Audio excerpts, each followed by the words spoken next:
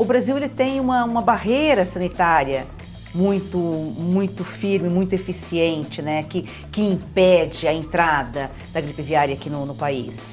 No Brasil, nós estamos nos preparando desde os anos 2000, né, quando a gente teve alguns casos, inclusive no Chile, aí acendeu uma luz amarela aqui no país, e aí a gente começou, tanto o setor privado como o Ministério da Agricultura, uma preparação para evitar a entrada do vírus no país. Assista agora a Força do Agro com Joyce Mafezoli. Seja muito bem-vindo à Força do Agro, o melhor do Brasil começa no campo. Produção regenerativa de frangos. Como funciona e será que pode ser adotada no Brasil? Ariel Mendes é presidente da FACTA, que é a Fundação de Apoio à Ciência e Tecnologia Avícolas e especialista em frangos. Ariel, você já participou algumas vezes remotamente, primeira vez aqui presencial. Um prazer recebê-lo. Obrigado pelo convite. É um prazer muito grande estar aqui contigo nesse programa, que é um programa bastante visto e bem visto, né? Não só pelo público rural, mas também pelo público urbano. A gente percebe que o público urbano tem curiosidade de saber sobre o agro, principalmente essa curiosidade de saber de onde vêm os produtos que ele come, que ele compra no supermercado diariamente. É isso aí, o público urbano conhecendo o agro, o nosso setor aí que movimenta o país acaba sendo mais valorizado, né, Ariel? Olha só, o modelo de produção regenerativa de frangos nos Estados Unidos ganha força e por aqui o agro brasileiro pode adotar tal método? Esse vídeo que nós estamos exibindo aí, Ariel, é um modelo adotado nos Estados Unidos.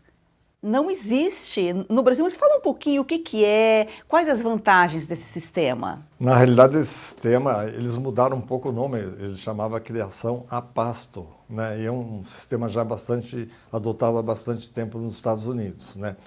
Onde os frangos têm acesso a piquete, né? E agora, com a questão da influenza aviária, os Estados Unidos foram muito afetados desde 2015 pela influenza aviária.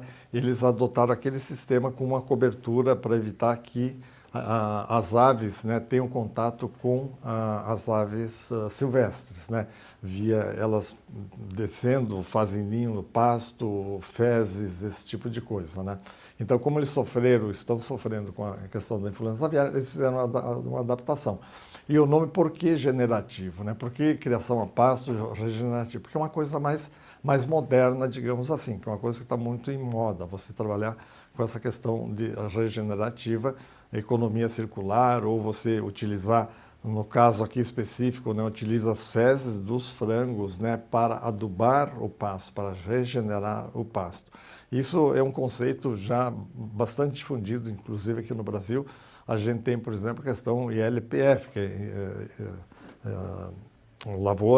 a integração lavoura-pecuária, né, onde você tem árvores, tem pasto e você tem agricultura. Só que aqui é feito com gado, especificamente, né, especialmente com gado. Nos Estados Unidos eles fazem também com frango, né, então por isso é a ideia dessa utilização. E esses piquetes, as aves têm que ter acesso ao piquete e pode ser rotativo, ou um piquete permanente ou rotativo. A tendência é fazer isso com piquetes rotativos, né? Porque você mantém, senão o frango ele acaba destruindo a pastagem, né? Se ele fica tendo acesso o tempo todo. Então, é rotativo, que é um conceito também já bastante antigo, que é utilizado aqui no Brasil, né? Principalmente com bois, faz piquetes rotativos e tal, e o gado vai fazendo a rotação de pastagem. Momento Jurídico com o doutor Eduardo Berbigê. Seja bem-vindo, doutor. Oi, Joyce, é um prazer estar aqui.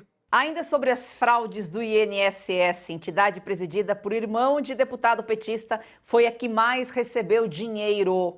A CONTAG, que é a Confederação Nacional dos Trabalhadores Rurais, Agricultores e Agricultoras Familiares, recebeu 3 bilhões e 600 milhões de reais em repasses da Previdência Social nos últimos 10 anos.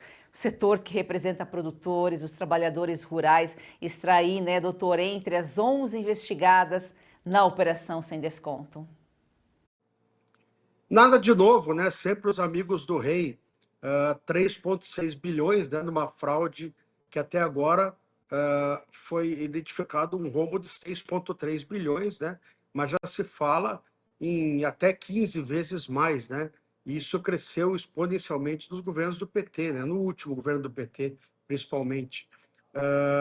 Isso é um escândalo, né?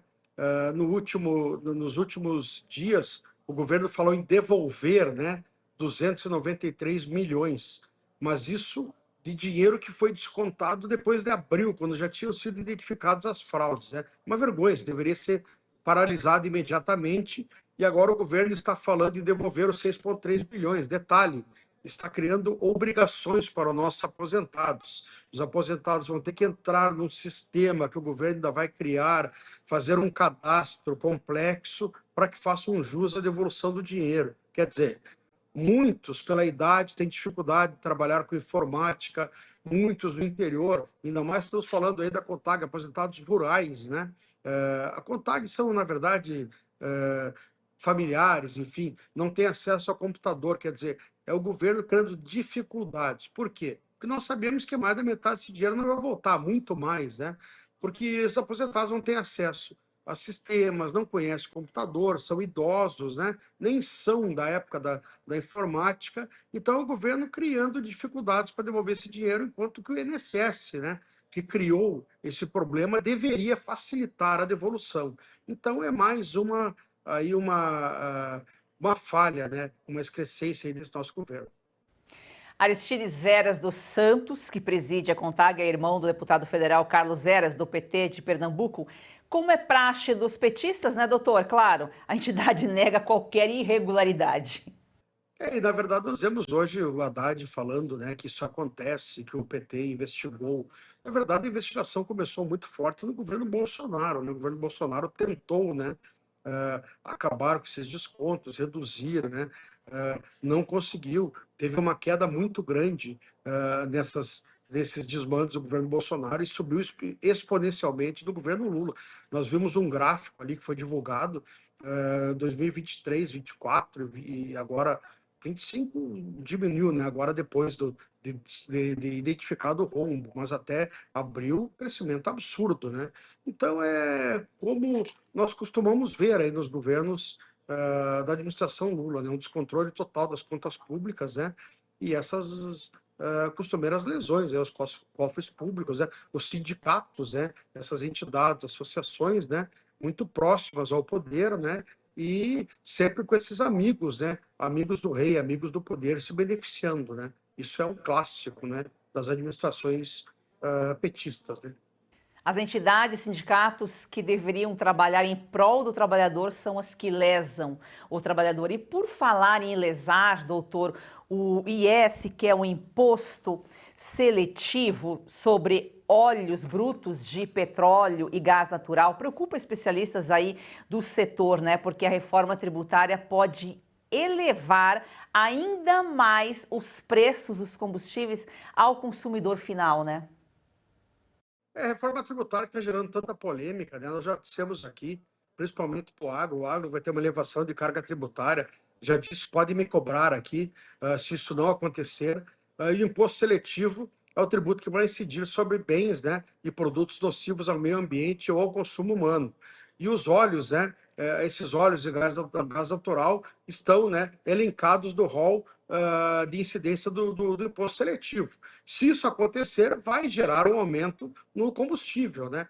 Porque isso pode incidir sobre o diesel. Lembrando que a nossa matriz de transporte é quase que toda calcada no transporte rodoviário por caminhões, né? Transporte rodoviário por caminhões é o que move a economia brasileira. Se tivermos aumento no óleo diesel, obviamente que nós vamos ter aumento de inflação, enfim, que já não está baixa, né, já está acima da meta desde o início do governo Lula, e isso tende a piorar, né, se tivermos esse aumento da reforma tributária. E o gás natural, enfim, desde o gás de cozinha até a incidência do gás natural para as indústrias, enfim, isso é muito nocivo, né, para a inflação, enfim, os preços, né, como geral, né, na economia brasileira, isso é muito prejudicial. Então, é mais um tiro no pé, digamos assim, que a reforma tributária pode dar, né, como digamos assim, no pacote de erros, na minha opinião,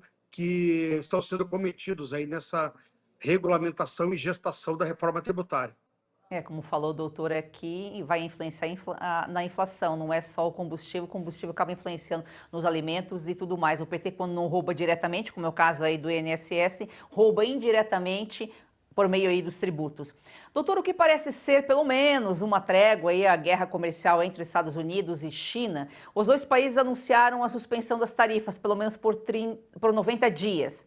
O que isso representa aí, especialmente para o Brasil? Pode ter alguma influência? Nós falamos aqui, Joyce, várias vezes, né, para alguns representantes do governo conteram o otimismo, né? Achavam que ia gerar uma enxurrada de negócios, né, para o agro brasileiro, essa guerra entre o Brasil, entre Estados Unidos e China. Agora nós vimos aí essa trégua por 90 dias e se fala em tarifas da China para os Estados Unidos em 30%, dos Estados Unidos para a China em 10%. Isto vai se acomodar, nós falamos várias vezes. E isto vai aumentar o fluxo de negócio entre Estados Unidos e China. Nós cansamos de dizer aqui, são os maiores players do mundo, são as duas maiores economias do mundo. Jamais eles vão levar essa briga a cabo. Isso poderia ser a ruína das duas economias. E eles não são tolos.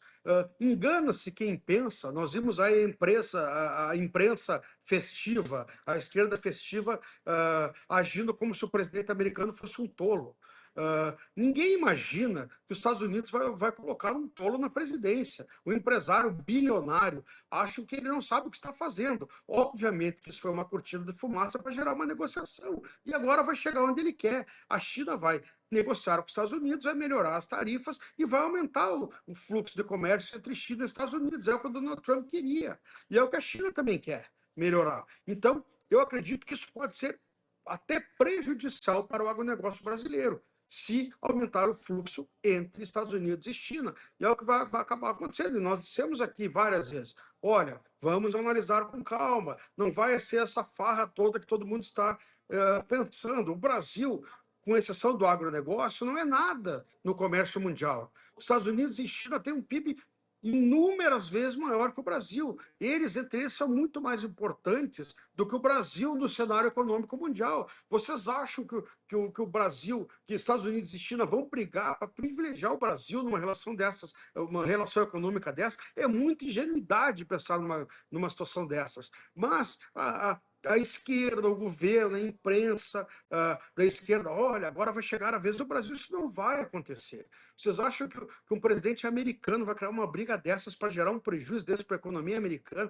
Isso nunca vai existir. Isso é uma ingenuidade atroz. Mas, enfim, agora isso está sendo demonstrado. Nós falamos aqui, Joyce, no programa várias vezes, tenham calma que isso vai acabar em composição e é o que está acontecendo agora. Nenhum presidente americano ou chinês vai levar a cabo uma briga dessas que pode significar perdas não de bilhões, mas de trilhões para suas economias. Eles têm responsabilidade, que é coisa que na maioria das vezes está faltando para esse governo brasileiro.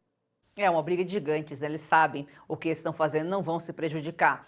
Doutor, você reuniu um grupo seleto, principalmente aí do meio jurídico, na sexta-feira, para homenagear Ives Gandra, considerado aí uma referência para o direito, uma referência para os advogados, né? Um jurista de grande nome, 90 anos de idade, totalmente lúcido, ainda dando suas opiniões. Vira e mexe, ele escreve algum artigo, ele emite alguma opinião sobre o sistema judiciário, sobre a situação do nosso país. Uma homenagem mais do que justa, né, doutor?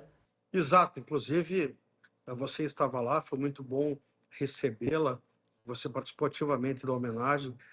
Na verdade, eu considero uma obrigação, né? O professor Ives Gandra, com 90 anos, e não é nisso praticamente, ele escreve diariamente artigos, ele vai diariamente ao escritório, ele continua totalmente ativo no seu escritório, trabalhando, atendendo clientes, elaborando pareceres, participando de processos judiciais, e todos os dias escrevendo, se posicionando politicamente, juridicamente no Brasil e servindo de referência para gerações de advogados. Eu tenho o professor Ives como uma referência, para mim, é o maior advogado da ativa no Brasil, não só na área tributária, mas eu considero o maior jurista Brasil, e o professor Ives com uma cultura geral fantástica. O professor Ives entende de filosofia, de política, de economia, de direito, enfim.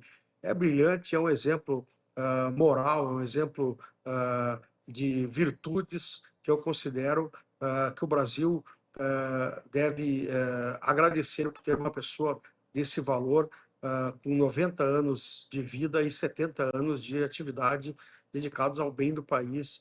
Então, eu organizei, fui um dos organizadores dessa homenagem, a pedido da família e de amigos, e foi muito bom ver que vários dos grandes juristas do Brasil e políticos, enfim, prestigiaram essa homenagem. O professor Ives ficou muito feliz, e é muito pouco pelo que ele merece, né? Então, foi muito bom estar lá e ver essa pequena retribuição por tudo que o professor Ives já fez pelo Brasil e pela advocacia, né, do nosso país. Realmente foi uma satisfação estar lá nessa homenagem.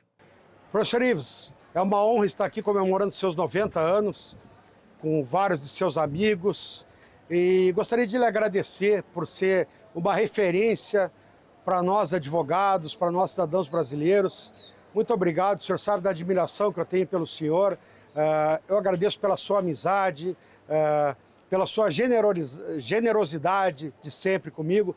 Muito obrigado, professor. Muito obrigado por ter permitido que eu participasse dessa homenagem ao senhor. Muito obrigado mesmo. Professor, é uma bênção conviver com o senhor, é uma bênção desfrutar da sua amizade. Continue sempre na minha vida, continue permitindo que eu participe da sua vida e continue sempre sendo este grande amigo, esse amigo leal, generoso.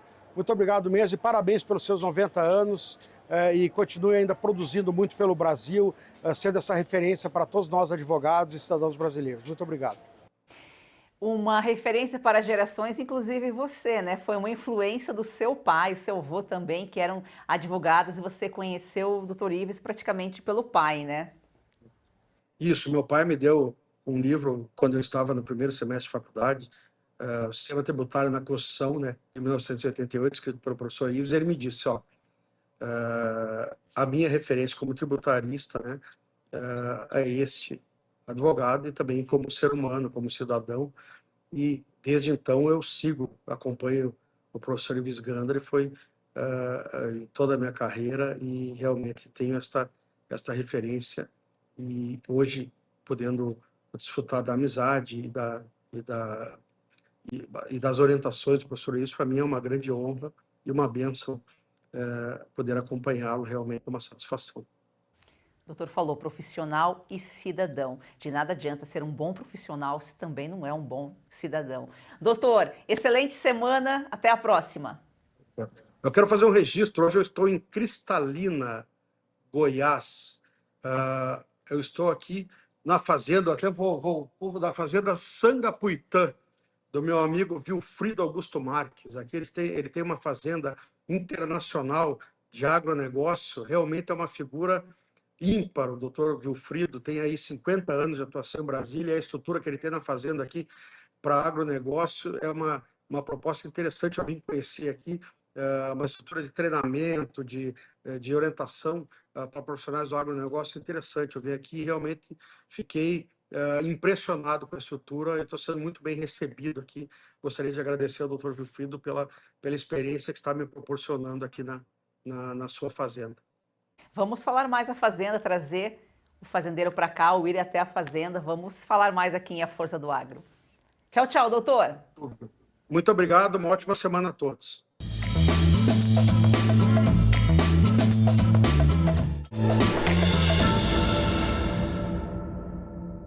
Olá, eu estou em Lisboa, na Avenida da Liberdade, para falar da Revista Oeste.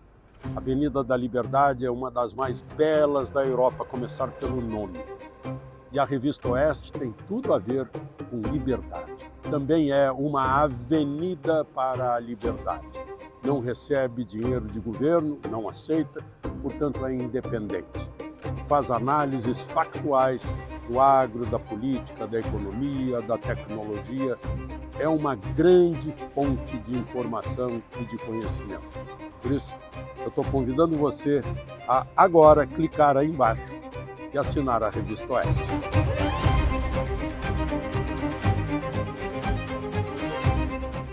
Para assinar, acesse revistaoeste.com/assine ou leia o QR Code no canto da tela. Se preferir falar diretamente com a nossa equipe, entre em contato pelo número de WhatsApp DDD 11 942399799. Heloísa, quando vem para a escola, é uma alegria. Quando a criança ela resplandece nela esse desejo de ir longe no estudo, é porque o apoio pedagógico da escola é muito bom. Hoje eu sonho e sei que pode virar realidade. A Escola Professora Olindina Roriz Dantas é um projeto criado pela Agrodan, a maior produtora e exportadora de mangas do Brasil. Doce e sem fiapos, muito valorizada na Europa, está na hora de o brasileiro conhecer essa delícia. Kate, a manga para comer de colher. Da Agrodan para você, qualidade e sabor inigualáveis. Compre Kate, a manga para comer de colher e ajude uma criança. É o agro transformando vidas.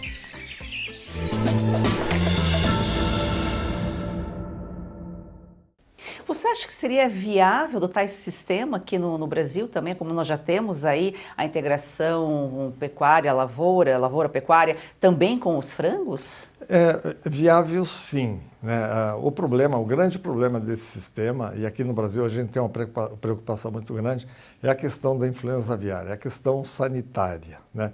Então aqui no Brasil, por exemplo, a gente tem a criação de frango caipira, né? Se você reparar no vídeo, né, são frangos brancos, são frangos de criação industrial, é o mesmo frango que é criado na produção comercial, na produção industrial.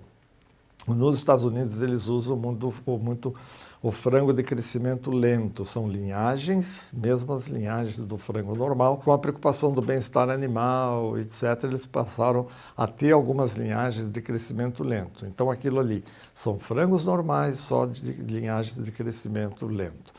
Qual que é o grande problema para utilizar isso aqui no Brasil? É a questão da influenza aviária. O Brasil é o único país grande produtor que nunca teve influenza aviária no setor comercial. Tivemos aí em 2023, 2024, vários casos, vários surtos, mas com aves silvestres e principalmente aves marinhas, né? E isso não chegou na avicultura industrial. Tivemos apenas 3 casos na avicultura de fundo de quintal, né? O Brasil ele tem uma barreira sanitária muito firme, muito eficiente, né, que impede a entrada da gripe aviária aqui no país.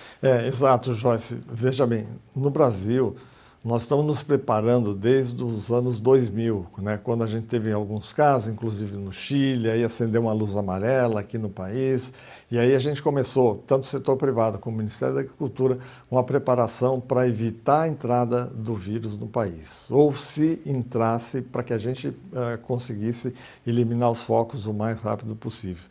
Porque não tem segredo, hoje o mundo está muito globalizado, não existe mais ilhas de segurança no mundo, né?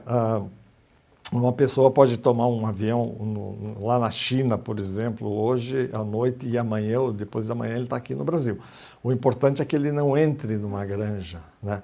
Então a gente tem que ter, e a própria Organização Mundial de Saúde Animal entende isso, os países importadores entendem isso, que nenhum país está livre de ter uma enfermidade, né? E só para te dar um exemplo, além da influenza aviária que está devastando o mundo, aí, Estados Unidos, Europa, Ásia, nós tivemos casos recentes agora de aftosa na Europa, né? Tivemos aftosa na Alemanha, na Hungria, em vários países ali do leste europeu, coisa que há 40, 50 anos não acontecia. Peste suína africana, que nós não temos aqui no Brasil, eles também estão tendo casos de peste suína africana lá. Então, qual que é o segredo? Essa é a biosseguridade. Então, a doença pode chegar, mas a gente tem que estar preparado, primeiro, ter uma equipe de veterinários preparados para diagnosticar, laboratórios equipados para fazer o diagnóstico o mais rápido possível e equipes para eliminação das aves, porque hoje a recomendação é você sacrificar as aves afetadas, né? Por isso, esse sacrifício aí de 40 milhões, quase 50 milhões nos Estados Unidos no ano passado, né? Porque é a maneira de você eliminar, embora isso está sendo muito questionado ultimamente, porque a gente não tem uma vacina específica e tal, né? Então, o que os importadores, e o Brasil é o maior exportador de carne de frango do mundo, o que eles querem saber é se o Brasil está preparado para identificar um caso de influenza aviária para eliminar os focos o mais rapidamente possível, né, e para voltar a poder exportar. Porque essa doença, influenza aviária, é uma doença de aves de ciclo longo, poedeiras e perus principalmente. Também em matrizes, né, no caso de frango de corte, menos, mas nas matrizes sim. Só que a biosseguridade em grandes de matrizes é bem mais rígida, então é mais difícil do vírus entrar. Então é preparo, né? Prepare e o segredo é esse, é biosseguridade, biosseguridade e biosseguridade. Ou seja, na avicultura comercial não tem que ter visita, granja não é lugar para fazer visita, tem que tomar muito cuidado com o controle de pragas, com a questão de aves silvestres que não deve ter acesso ao galpão, tem que ter tela à prova de passarinho. As aves, a água que é servida não pode ser de fonte aberta, de uma lagoa, de um riacho, tem que ser tratada. Então, é uma série de cuidados para evitar que, se o vírus aparecer na região, no país ou na região, que ele não tenha acesso à granja. Atenção, cansados de tomar vários comprimidos por dia, como magnésio, cúrcuma, creatina, colágeno e outros? Você que sente dores nas articulações, tem artrite, artrose, reumatismo, fibromialgia, dores nas pernas, na coluna, esse recado é para você. Cauti, é isso mesmo. A Vitae Gold inovou mais uma vez e trouxe o Vitae 7.1, desenvolvido especialmente para você que tem mais de 50 anos. É uma fórmula revolucionária que une os 7 produtos com estudos científicos e que são os mais receitados atualmente. Portanto, vamos simplificar a vida. Tudo isso em uma única cápsula, trazendo o conforto e a praticidade e o efeito que você quer sentir para viver livre das dores. Cauti. E vejam só, com Vitae 7.1 você tem magnésio para a estrutura óssea, a cúrcuma para aliviar as dores, a creatina para fortalecer os músculos, o colágeno tipo 2 para as cartilagens, o MSM para reduzir os inchaços, a clorela para o fígado, a vitamina C para a imunidade. Todos esses ativos já possuem estudos científicos que comprovam a sua eficácia no auxílio a diversas doenças e no auxílio das dores e inflamação em geral. É isso aí, então liga agora, 0800 291 2200 e peça o seu Vitae 7.1. Tudo que você precisa em um único produto. E preste atenção, na promoção, as 100 primeiras pessoas que ligarem agora ganham 70% de desconto e vão ganhar esta câmera para garantir a segurança de sua casa e de quem você mais ama, que foi o maior sucesso entre os nossos clientes. Cauti. É isso aí, não fique de fora dessa. Chega de tomar 20 comprimidos por dia. Com apenas 2 cápsulas do Vitae 7.1, você tem tudo isso de forma 100% natural. Então ligue 0800 291 2200 e mude sua vida hoje. Ariel, voltando a esse sistema de criação de frangos regenerativos, como esse exemplo que a gente citou lá dos Estados Unidos, o custo de produção ele é maior e acaba influenciando no preço final para o consumidor? Exatamente, o custo é maior, né? E pela maneira, pelo sistema que é criado, a questão de escala, né? Então, por isso que o custo é maior. E aí vale o mesmo raciocínio para o frango orgânico, né? Do Brasil, a gente tem uma legislação para frango orgânico. É um frango que tem uma demanda, tem um nicho de mercado, mas por que ele é caro? Porque o frango orgânico, por exemplo, ele tem que comer, a alimentação dele tem que ser orgânica. Então tem que ser milho orgânico e soja orgânica, farelo de soja orgânica. Hoje praticamente não existe, então não pode ser uma soja, por exemplo, com OGM, né? Então existe uma dificuldade de encontrar soja não OGM. E quando encontra, o custo é mais alto, né? Então, a produção tem uma série de exigências quanto à produção do milho. A adubação tem que ser orgânica, não pode ser adubação química, aquela coisa toda.